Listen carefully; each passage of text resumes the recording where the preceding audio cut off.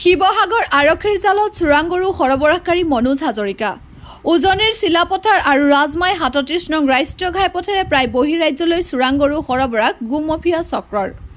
উজনিৰ কুখ্যাত চোৰাং গৰু সৰবৰাহকাৰী মনোজ হাজৰিকাক গ্ৰেপ্তাৰ। শিৱসাগৰ আৰক্ষীয়ে প্ৰায় এমাহ পলাতক অৱস্থাত থকা এটা কুখ্যাত গোমফিয়াক গ্ৰেপ্তাৰ কৰিবলৈ সক্ষম হয়। এতিয়া মনোজ হাজৰিকাৰ খংগীয়াস্থ খলুৱা চুকৰ বাসগৃহত আৰক্ষীৰ অতৰ্কিত অভিযান। লগতে উজনিৰ ডিব্ৰুগড় চিলাপথাৰ আৰু শিৱসাগৰ ৰাজমাই ৩৭ নং ৰাষ্ট্ৰীয় ঘাইপথেৰে প্ৰায় বহিৰাজ্যলৈ চোৰাং গৰু সৰবৰাহ কৰিছে গোমফিয়া চক্ৰই। ডিমৰ উদয়পুৰ, শিৱসাগৰৰ দিচাংমুখ, ৰিৰিয়া আৰু বাগল হৈছে চোৰাং গৰু গোপন সৰবৰাহৰ মুখ্য কৰিডৰ, যাক লৈ ৰাজ্যত এতিয়া আইন শৃংখলাৰ ব্যাপক অৱনতি ঘটাৰ শংকা কৰা হৈছে।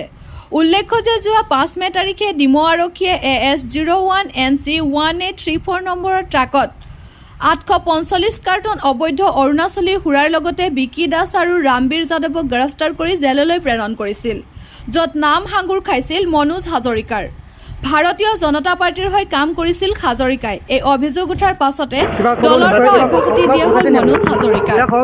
আনহাতে আৰক্ষীয়ে দাবী কৰা অনুসৰি আটকাধীন অভিযুক্তৰ বিৰুদ্ধে গোচৰ নং 14/2024 ভাৰতীয় দণ্ডবিধি 379/420-34 IPC আৰু অসম আবকাৰী আইনৰ 1910 অধীনত RW 53(1)A ধাৰাত গোচৰ ৰুজু হৈ আছিল।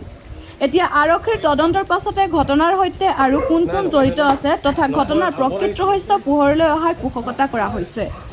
শিৱসাগৰৰ পৰা ফৰহান লস্কৰৰ ৰিপৰ্ট, খবৰ লাইভ।